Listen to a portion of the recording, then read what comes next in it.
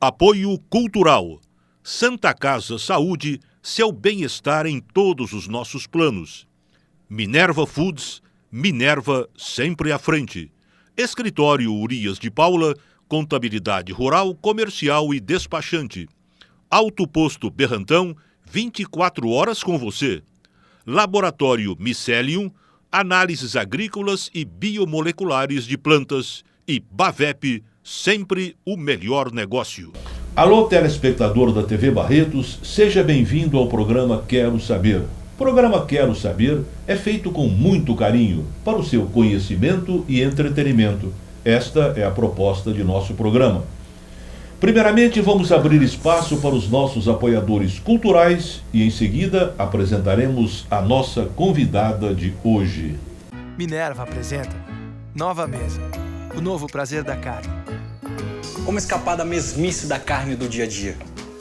Como ter mais intimidade com essa velha amiga, a carne bovina, que parece não evoluir quase nada enquanto tudo no mundo muda tanto de uma forma tão veloz. Por isso que eu tô aqui, para apresentar a Nova Mesa. Uma linha de carnes totalmente inovadora, inspirada em você e nos dilemas do seu dia a dia.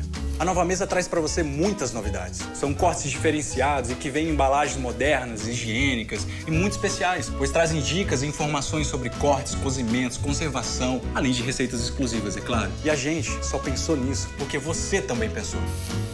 E para você ficar ainda mais por dentro das inovações da Nova Mesa, vamos entrar na internet com uma série surpreendente. Acesse o site e aprenda receitas deliciosas. Receba as informações úteis e práticas e inaugure com a gente uma nova era na forma de preparar carne. A era da carne com ideia.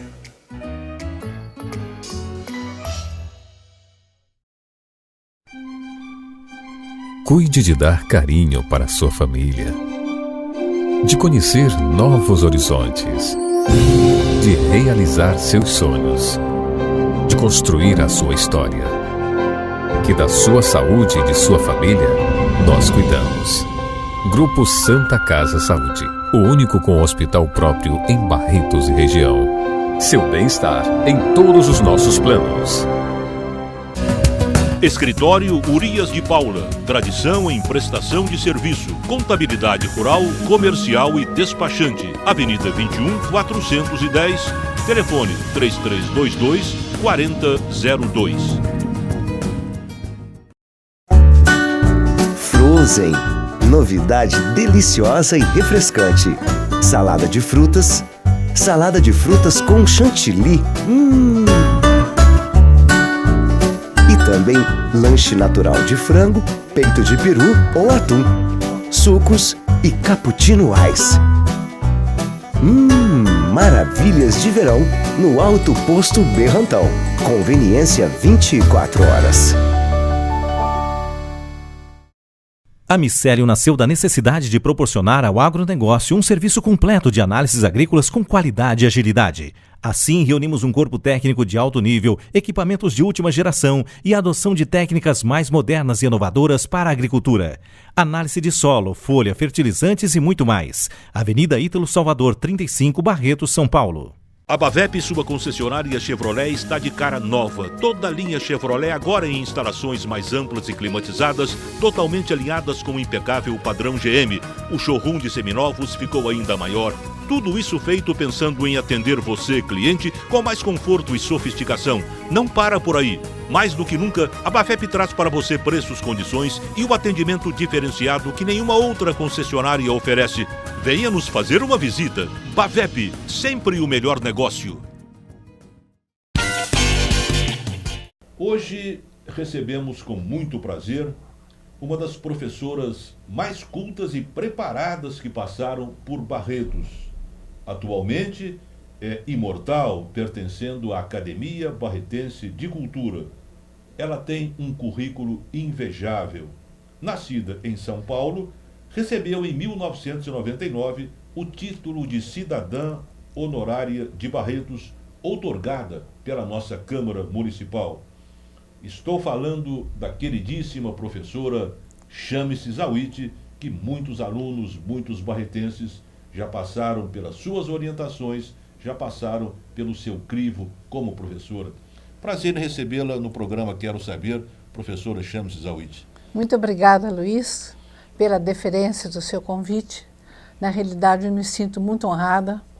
É um grande mérito estar aqui presente e poder colaborar, fazer parte desse programa que tem uma audiência ótima dentro de Barretos, e as pessoas têm alto interesse em participar, em ouvir, porque na realidade você procura convidar pessoas que possam divulgar a cultura barretense e a cultura de uma maneira em geral.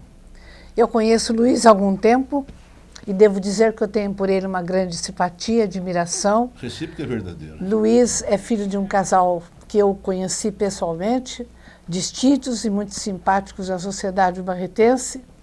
Ele é advogado e pauta por um trabalho bem ético e tem consciência da sua cidadania dentro da cidade de Barretos.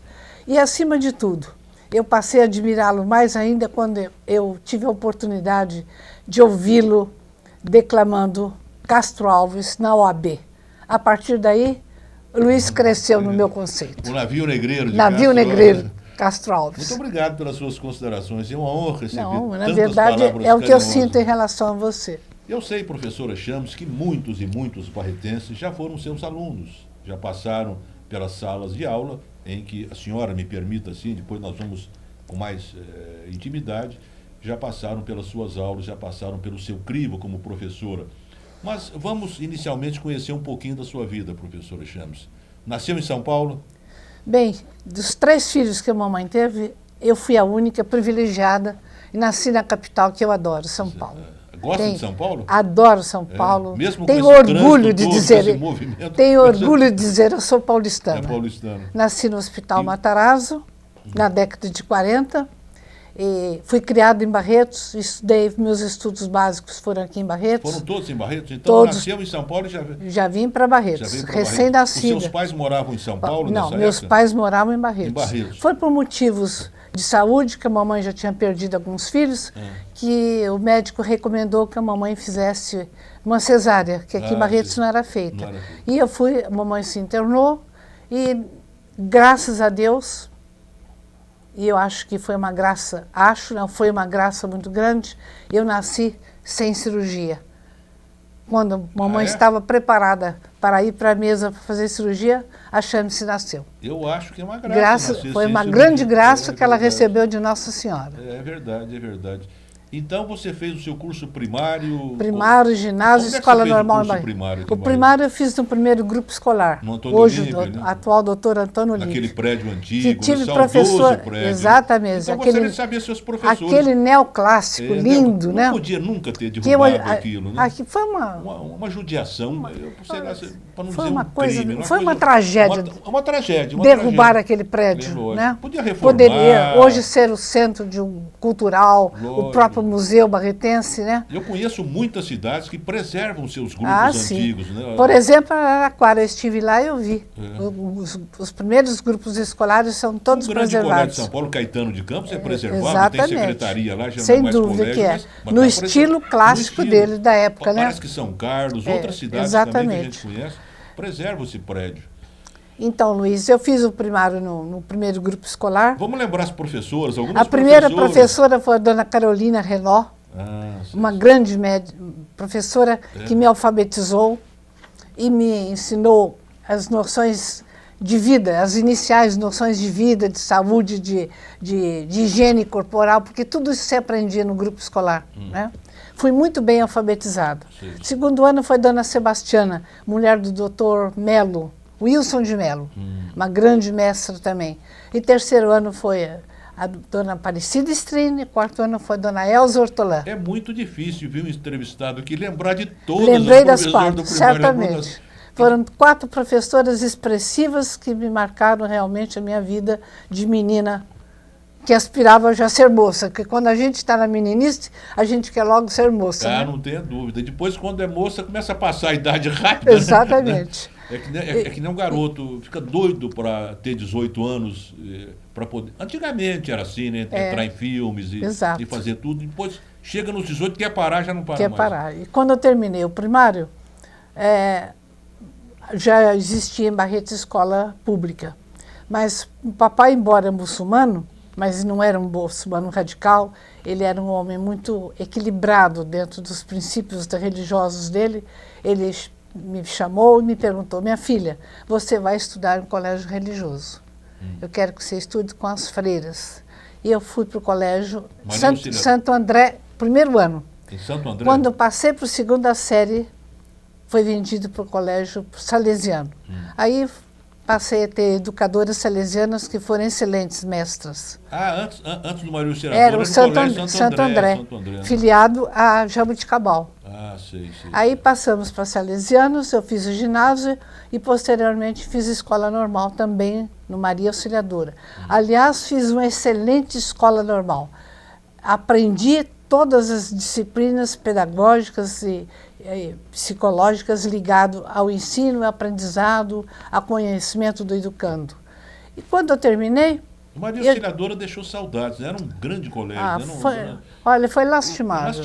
Eu conversando com uma freira, que foi muito minha irmã, muito a minha amiga, a irmã Clarice, que foi diretora, ela disse que quando o colégio entrou numa decadência financeira principalmente, ela disse que Barretos não se uniu no sentido de trabalhar para que o colégio se perpetuasse em Barretos. Então, o colégio passou para o bispado, está sob o controle do bispado, não sei se até hoje. Por que um colégio, hoje tem tantas escolas particulares, por que naquela época o Maria Auxiliadora entrou em decadência financeira? Porque as escolas estaduais Porque já eram naquela boas? época, eu acho que era isso, né? Começou as vocações começaram a escassear.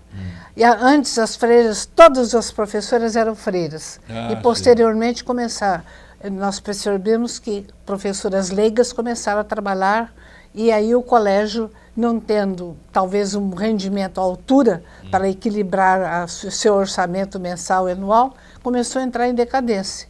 E não houve um trabalho da sociedade barretense no sentido de se perpetuar essa escola dentro de Barretos. E então entregaram para o bispado. Hoje, a Maria Auxiliadora é um dos melhores colégios particulares que existe em Ribeirão Preto. Ribeirão Preto? Aí tem Ribeirão Preto? Tem Ribeirão, invejável escola de salesianos. A senhora fez o normal e depois do normal? Quando eu terminei o normal, eu pensei que eu fosse trabalhar como professora primária. Tentei já organizar meus papéis, e quando minha amiga Clara de Castro Leite, filha do seu Gastão de Castro Leite, foi presidente da associação comercial naquela época. Eu acho que foi até fundador da associação. Eu fui fundador e presidente. Né? O seu Gastão era muito amigo. O que o Gastão de Castro Leite fazia em Barretos na época? Você lembra Ele disso? tinha uma loja na Rua 20, entre a 23. Era uma loja de ferragens e louças. Isso é bom que os comerciantes saibam, porque ele foi um líder, né? Foi o fundador. A loja dele pegava uma metade da Avenida 23, entre a 20 e a 22, e uma parte da Rua 20. Era uma loja imensa. E ele foi comerciante muitos e muitos anos ali. Bom, você estava falando nela na E filha como dele? Ele era pai da minha amiga, ele se tornou meu amigo, do seu Gastão. E ele me orientava muito no sentido de vida cultural.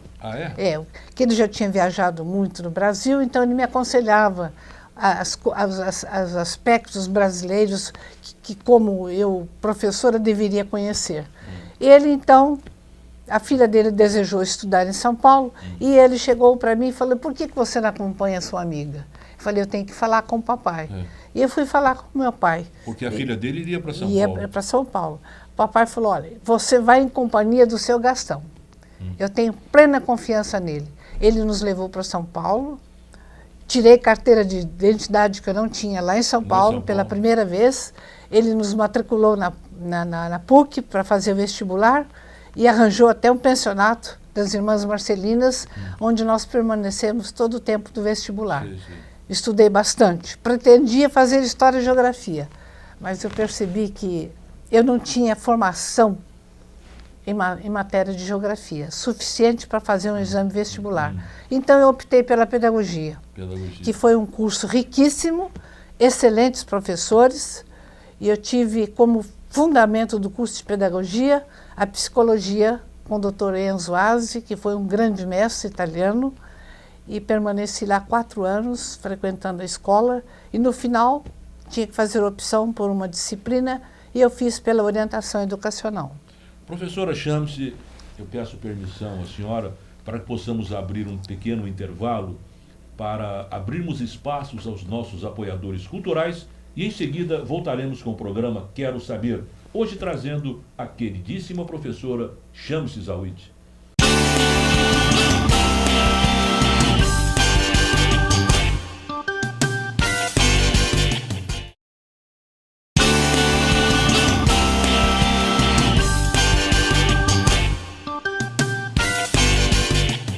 Voltamos a apresentar o programa Quero Saber, hoje trazendo a educadora, professora, acadêmica da Academia Barretense de Cultura, Shamsi Zawid. Bem, a senhora estava fazendo o curso de licenciatura.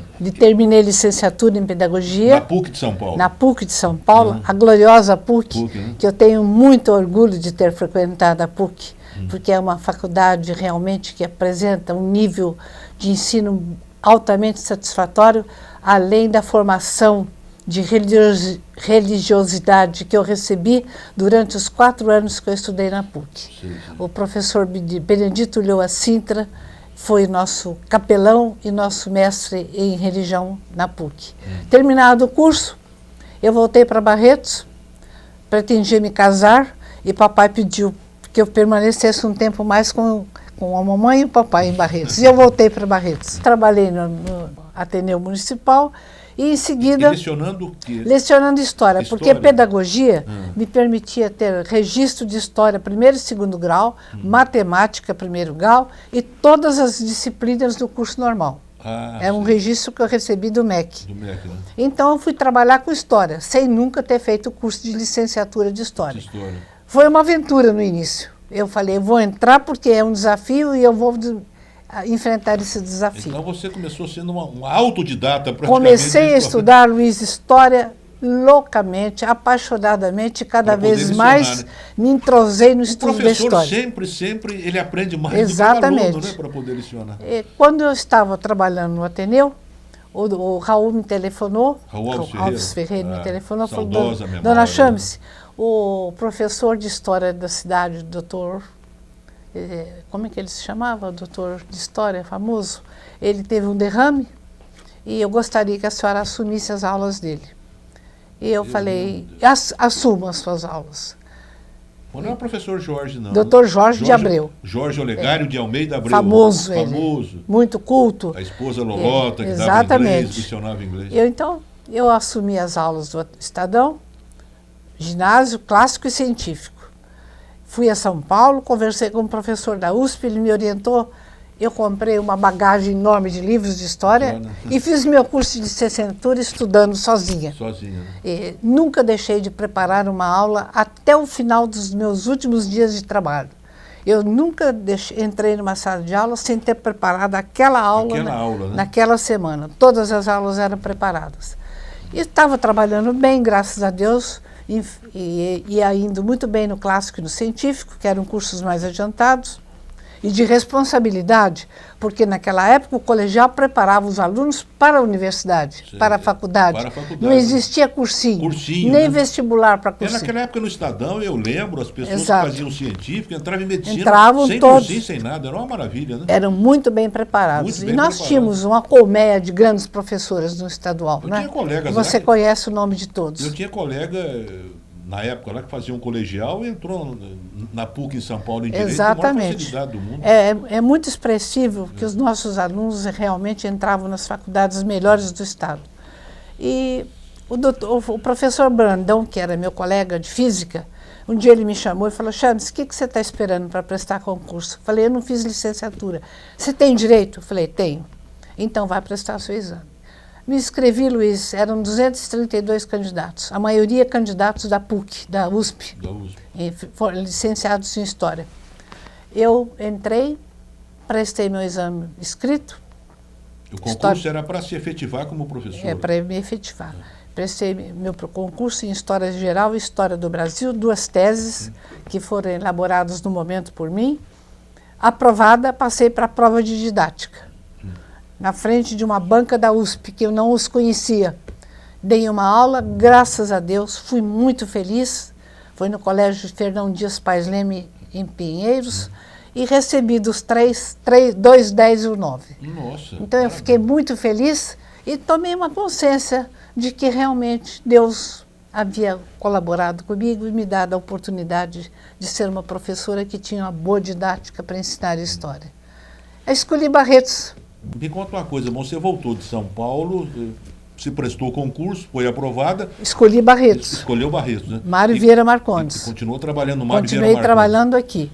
Eu continuei trabalhando aqui até 1969. E em 69 eu senti um desejo forte de melhorar E só lecionava no Mário Vieira Marcondes? Só no Mário Vieira Marcondes. Cheguei a trabalhar um pouco também na escola normal do Mário Vieira Marcondes. Quando a dona Neuza Bezerra foi para os Estados Unidos, eu assumi a cadeira dela de educação. Trabalhei 1 ano e meio. Fui muito bem, graças a Deus. Depois, em 69, eu senti que eu precisava me aprofundar mais nos meus conhecimentos de história. Então, eu me removi para São Paulo e escolhi, por sorte, eu escolhi um Instituto de Educação Professor Ascendino Reis, do Tatuapé, do mesmo padrão, do mesmo nível do Mário Vieira Marcondes. E lá eu trabalhei 10 anos e nesse tempo que eu estive lá, eu fiz pós-graduação e mestrado também na Universidade da PUC em São Paulo. Você ficou 10 anos em São Paulo. E seus pais? Meus pais ficaram em Barretos. Eu vinha constantemente vê-los. O máximo de apoio que eu pude dar a eles, eu dei. Sim. Porque meus irmãos estavam casados. Eu estava solteira, então dependia da chance de estar mais presente junto com seus pais. E eu fiz isto, estava sempre presente. Meus sobrinhos foram nascendo e eu sempre próxima deles, acompanhei o desenrolar da vida dos meus 8 sobrinhos, sempre próxima, participando da vida deles e sendo amiga de todos eles. E hoje eu tenho, por todos os 8, eu perdi a minha única sobrinha, que faleceu aos 39 anos em Ribeirão Preto. Eu tenho por todos eles um grande carinho, um grande apreço e tenho certeza que eu recebo deles o mesmo carinho. Você fez doutorado em São Paulo? Fiz em São Paulo, na PUC. Na PUC, então você é doutora em História. Não, sou mestre em História. Mestre em História. Eu ia fazer doutoramento na USP, mas nesse momento em que eu fui convidada pelo presidente da banca, que presidiu a banca de mestrado em São Paulo, ele me convidou para fazer doutoramento com ele na USP. E eu estava me preparando para isso, papai faleceu. Então, eu vi que a mamãe ficou muito sozinha, eu resolvi abdicar da minha carreira universitária para ficar ao lado dela. Vamos então para mais um intervalo para abrirmos espaços aos nossos apoiadores culturais e voltamos já já com o programa Quero Saber.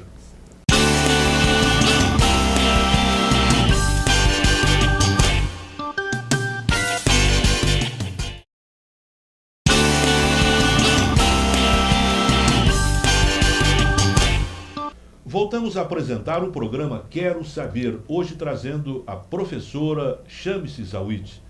Professora Chamice, a senhora estava em São Paulo. Estava em São Paulo, agora vamos ver. Terminei meu mestrado e me decidi, como a mamãe estava viúva, eu resolvi voltar para o interior. Me removi para Ribeirão Preto. Ribeirão Preto, hein? E fui trabalhar num excelente colégio estadual de 2º grau, do professor Alberto Waitley. E lá eu permaneci. Parece que tem nome de rua lá hoje. Tem, né? o nome da rua. Trabalhei lá 9 anos e como já estava... Sempre lecionando História. Sempre lecionando História. E fui convidada pela UNAERP para trabalhar no curso de jornalismo. Trabalhei lá de 4 a 5 anos, dando aula no curso de jornalismo e comunicação. Então eu reconciliei a minha vida entre a escola estadual e a universidade da UNAERP. Ficou quantos anos na Ribeirão mesmo? 9 anos, aproximadamente. Me aposentei, me aposentei em Ribeirão Preto. Eu deveria trabalhar no COC, que já estava arrumado com a diretora, que eu daria minhas aulas no COC.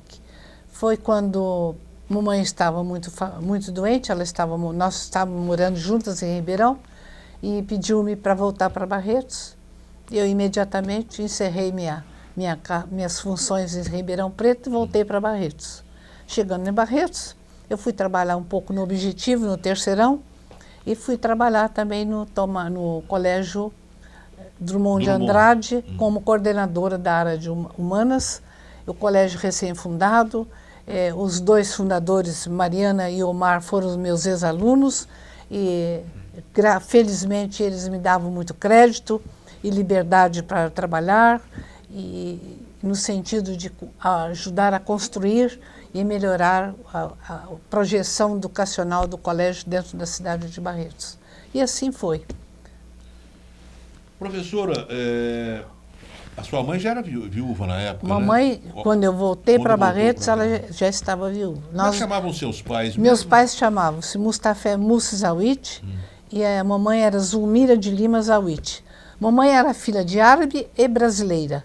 E o vovô foi naturalizado pelo Silvestre de Lima. Ah, é? Então ele passou a ser João Felício de Lima, quando ele deixou o nome, abdicou do nome árabe dele. Abdicou do nome? Abdicou do nome. O que seu pai fazia aqui em Barretos? Papai era um grande comerciante, atacadista e depois varejista, secos e molhados. No início ele foi muito atacadista. Onde é que tinha firma aqui em Na Barretos? 22 com a 15, na esquina. Na 22 com a... Sempre por ali. O que é hoje lá, o 22 com a 15, onde seu pai... Hoje é uma casa que vende artigos... Artigo de 1,99 para ir... Não é 1,99 não. É uma casa que vende botões, chinelas, etc. Sei. Professora, como cidadã barretense, porque a senhora foi... a Câmara Municipal de Barretos outorgou o título de cidadã barretense a senhora em 1999. Exato. Como cidadã barretense, como a senhora analisa o nosso desenvolvimento? Luiz, eu parto do princípio seguinte. Quando criança, eu ouvia muito papai e mamãe conversar sobre Barretos e sobre pessoas ilustres de Barretos. Papai gostava muito de conversar sobre isso. Os dois conversavam. E eu ouvia na escola, das minhas colegas e de pessoas mais adultas, que Barretos era ainda uma cidade provinciana, muito limitada. E mais tarde, quando eu ingressei no colégio auxiliadora, que eu frequentei o ginásio e a escola normal, eu passei a ouvir que Barretos era uma cidade que não tinha tido muito privilégio político, porque sempre houve aqui um antagonismo, o que impediu a cidade de crescer e se desenvolver. As cidades vizinhas, como Rio Preto e Ribeirão Preto, se desenvolveram, não é? Muito na frente em relação a Barretos. Eu estava ainda em Barretos quando foi fundada a faculdade de Barretos, na década de 60, se não me engano. Foi o senhor João Batista da Rocha, né? Que fundou a FEB e foi o primeiro... O precursor do ensino universitário em Barretos, exatamente. Ele lançou a grande semente da vida universitária em Barretos. Merece todo o reconhecimento. Reconhecimento e respeito da população. Reconhecimento e respeito. Fundada essa faculdade, eu percebi que Barretos lentamente começou a sofrer uma mudança. Entraram muitos alunos que vieram de fora e professores também que vieram de fora. A presença desses ex-alunos de fora e presença de professores que também vieram de outras cidades, já mestres e doutores, contribuiu para ir mudando um pouquinho a mentalidade do barretense. E se apegando, se interessando muito mais pela vida cultural, pela vida científica. E a FEB, então, foi realmente uma grande abertura para a vida intelectual barretense, colaborando para a mudança um pouco da nossa mentalidade. Professora Chames, a senhora praticamente foi professora militante, efetiva, praticamente nos anos dourados, em que o aluno respeitava o professor, o aluno tinha o professor uma admiração, um respeito muito grande. Hoje nós não vemos muito isso, nós vemos professores sendo até ofendidos e até atacados por alunos fisicamente. Sim. Como a senhora analisa anteriormente e analisa hoje? Qual é a sua leitura disso, professor? Por que tudo isso? Doutor Luiz, é uma análise que requer muito profundidade e muita seriedade. O tempo que eu trabalhei no Mário Vieira Marcondes, as escolas públicas do estado de São Paulo estavam no auge dos seus reconhecimentos. Eram escolas privilegiadas. As famílias procuravam a escola pública para colocar seus filhos. Havia até disputa por vagas. E eu, quando eu comecei a trabalhar em Mário Vieira Marcondes, eu me lembro que os alunos do curso diurno eram todos filhos de famílias que estavam financeiramente e socialmente bem situados na cidade de Barretos. Tive alunos de vários segmentos sociais naquela escola. À noite, eu tinha contato com alunos de outros segmentos sociais, mas de manhã era quase que uma escola elitista. Eu percebia isso. Mas os alunos procuravam a escola para aprender o conhecimento que eles desejavam, porque eles tinham uma educação familiar e certa preocupação com o futuro. Eles queriam se preparar para o futuro e encaravam a escola como um centro de ensino, de aprendizado, que eu estaria levando-os a terem condições de ingressarem para faculdades no futuro. Então, eu que notava, os alunos eram altamente interessados e credenciavam todas as disciplinas, respeitavam seus professores, havia também uma hierarquia dentro da escola e o respeito se fazia sentir. Então, era uma escola harmoniosa, onde alunos, professores, funcionários trabalhavam naquela colmeia com amor, com o desejo de oferecer o melhor para os alunos que frequentavam a escola. Com o passar dos anos, a escola pública foi se transformando.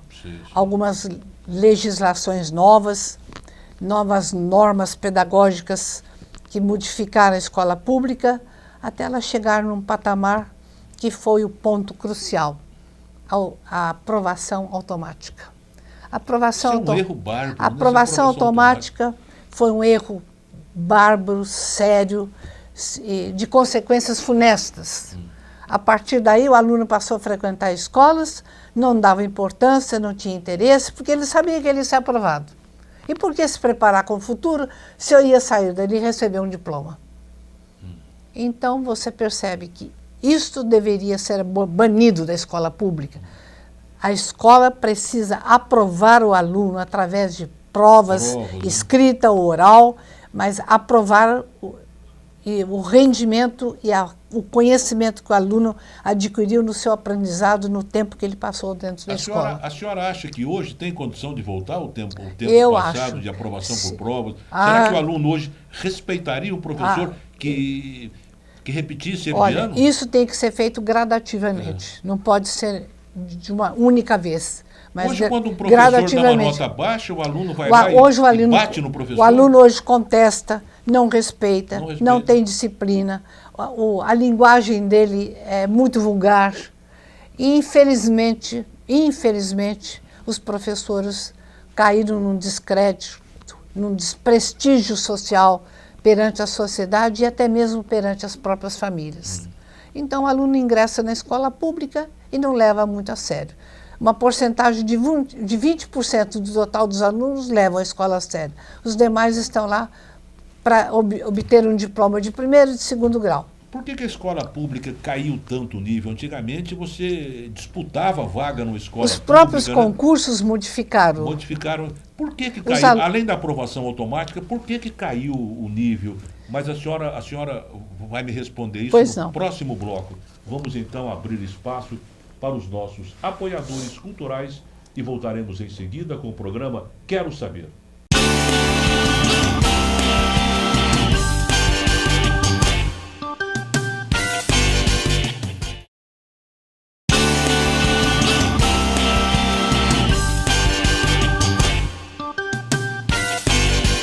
Voltamos a apresentar o programa Quero Saber, hoje trazendo a acadêmica, professora Shamsi Zawid. Professora Shamsi, a gente estava falando do porquê da decadência das escolas públicas. Luiz, são vários fatores. Eu penso que um deles, que foi o mais fundamental, foi que começou a proliferar dentro do Brasil escolas, faculdades. E as pessoas começaram a frequentar faculdades, mas elas não apresentavam um nível, não tinham um corpo docente à altura dos cursos que eles ofereciam. Os candidatos terminavam os cursos de licenciatura nem sempre preparados para a função que eles haviam abraçado no curso de licenciatura. Em se tratando de professores, a escola pública começou a receber professores que realmente não tivessem um preparo a fundo para passar para os seus alunos um aprendizado fecundo, satisfatório, ao lado de uma educação que poderia, de certa forma, conduzir o aluno a viver numa sociedade em mutação, que nós passamos por um processo de mutação. As escolas particulares começaram a surgir, e requisitando os melhores professores, uma infraestrutura excelente. Excelente, né? As famílias que tinham rendas satisfatórias passaram a enviar seus filhos para as escolas públicas, particulares. E a escola pública ficou comprometida. E os governos não deram muito crédito, não investiram muito no aluno. O aluno passou a ser muito rentável para o Estado. Então, esses fatores colaboraram para a decadência da escola pública no Estado de São Paulo, que era um modelo de ensino no Brasil. Sim, né? sim. E eu tenho esperanças que, dentro de algum tempo, as escolas públicas passam a adquirir o seu papel, não o seu papel do passado, mas o seu papel no presente, mais atuante, mais fecunda e mais satisfatória e privilegiada, recebendo dos governos as infraestruturas e os apoios necessários. Hoje você vê, Luiz, que um professor, infelizmente, tem um salário não digno da posição dele. É preciso que um professor passe a ser bem remunerado para que ele escolha a escola pública, né, para poder lecionar, né? E faz parte da Constituição Federal. Sem dúvida. O governo dá um ensino de acordo, um ensino efetivo. É o que a gente vê hoje, as manifestações públicas pedindo aos governos saúde e educação, basicamente. Né? A senhora escolheu história. No começo do programa, a senhora falou muito bem de história. Mas por que efetivamente, o que a história, o curso de história, representou em sua vida como mestre, como professor? Luiz, eu me encontrei na história porque a história é uma matéria, é um universo de ciências, a história. Porque a história não tem autonomia. Por si só, ela não tem condições de explicar o fato histórico que ocorre em determinado tempo. Porque o fato histórico está condicionado. A cronologia é o espaço geográfico. Sim. A história, para explicar o fato histórico, ela necessita do auxílio de outras ciências. Ela depende da geografia, basicamente. Ela depende da economia, da política, da sociologia, da antropologia, de todas essas, da própria psicologia. Ela precisa dessas ciências para ela se elucidar, esclarecer e poder, na realidade, dar uma explicação bem razoável para o fato histórico num determinado momento, num determinado espaço geográfico. Alguns alunos já se destacaram na sociedade, alunos seus, né, professor? Luiz, eu tive milhares de alunos, 3 colégios, né, 30 anos de trabalho.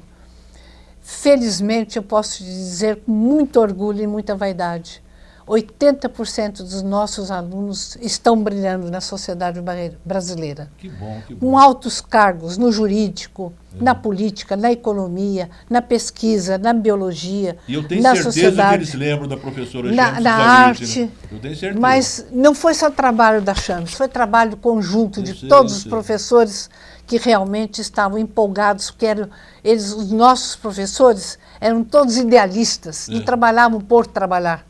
Trabalhavam por um ideal de conquistar o aluno e prepará-lo para a vida. Eu, através das minhas aulas de história, eu os preparei para a vida, porque a história dá muitas aberturas para você fazer o aluno raciocinar, refletir, tirar suas próprias conclusões e formar a sua bagagem cultural e estar preparado para vencer na vida. A senhora tem obras publicadas, né, professora? Eu tenho 3 obras. Uma é da minha tese de mestrado, Desenvolvimento Econômico e Mudança Social no Governo JK. eu fiz essa defesa em 1978. Sempre admirei o governo de Juscelino, porque ele provocou uma revolução social e uma revolução política no Brasil. Sim. Embora existam muitas opiniões contrárias, mas Juscelino, ao transferir a capital da área litorânea para o interior do Planalto Goiano, ele modificou o Brasil. E entregou essa capital nas mãos do Niemeyer e Lúcio Costa, que fizeram da nossa capital uma capital invejável perante toda a arquitetura mundial. Professora, o que a senhora achou dessas manifestações populares? Está achando? Começou em junho do ano passado. Senhora, o porquê dessas manifestações, na sua opinião? E se a senhora acha que o Brasil vai modificar? Os políticos estão entendendo essas manifestações, estão agindo de acordo com elas. O que a senhora está achando? Em primeiro lugar, acho que a população está muito insatisfeita. Ocorre no Brasil muita injustiça social. É o que eu sinto.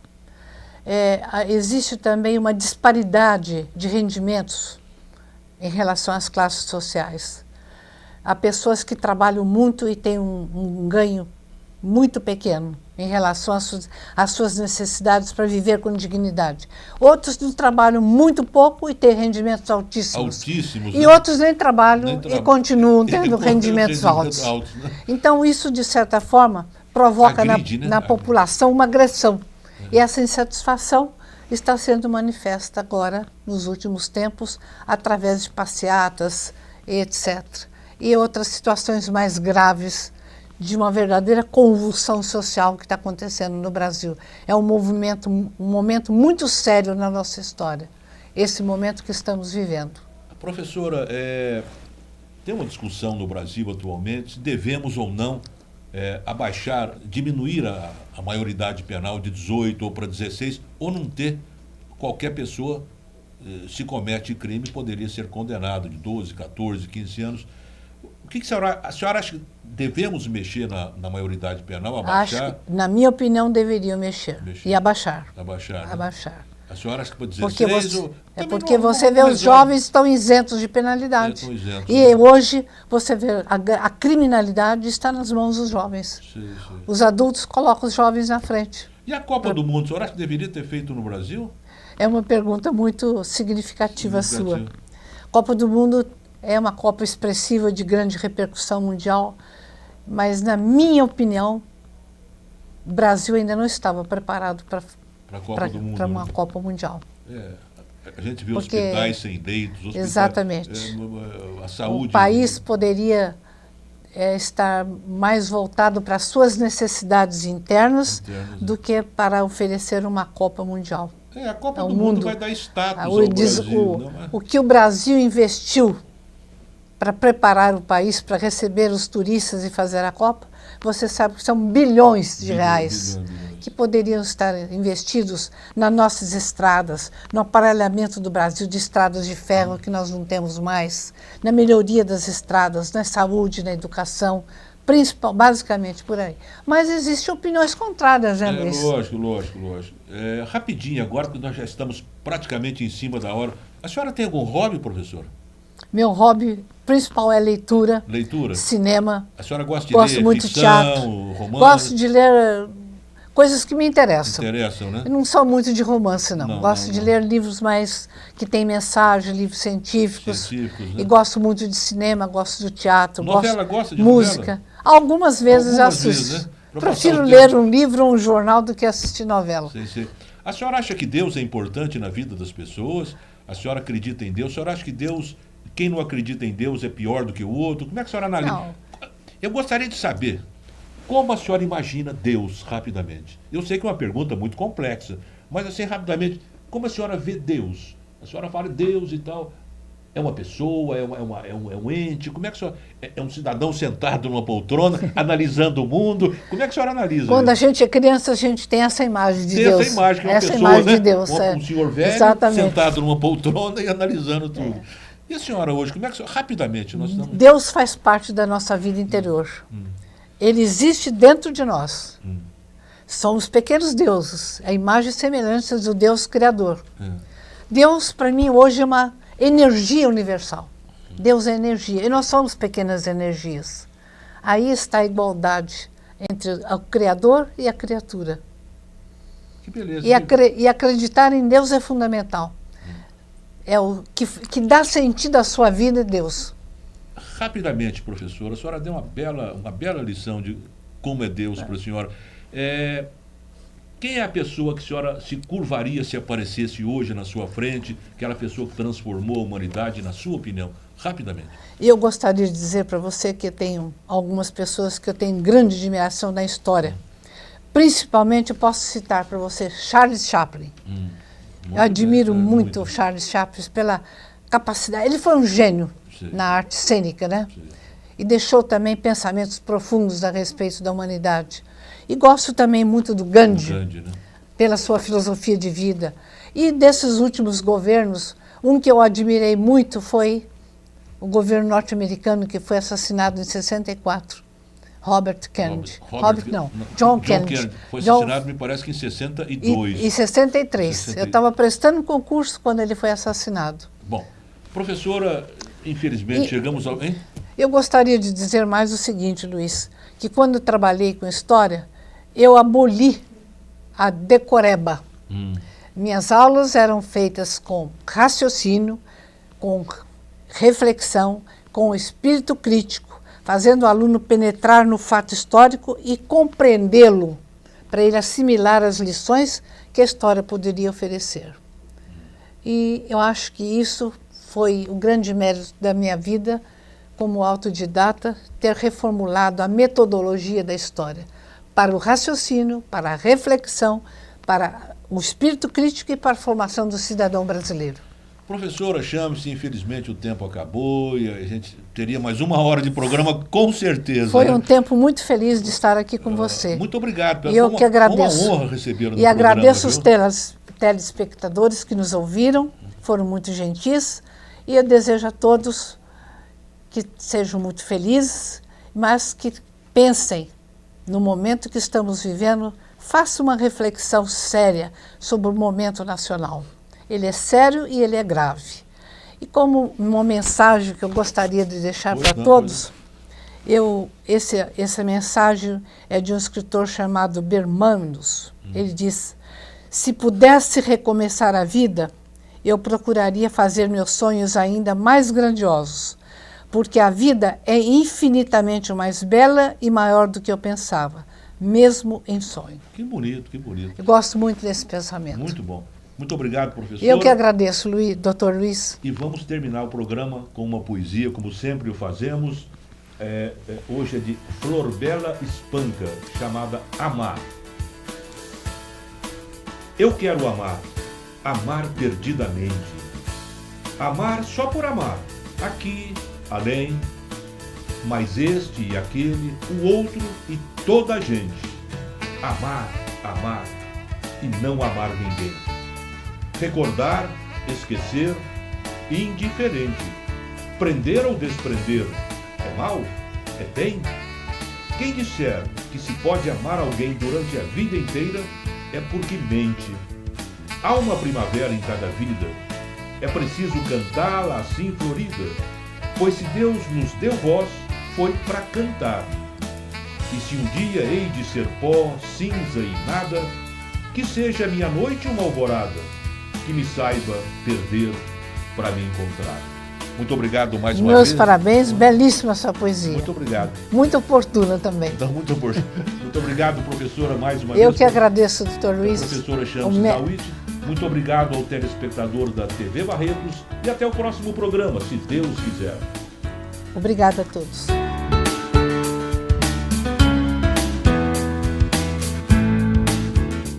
Apoio Cultural.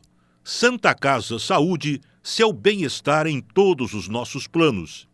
Minerva Foods, Minerva sempre à frente. Escritório Urias de Paula, contabilidade rural, comercial e despachante. Alto Posto Berrantão, 24 horas com você.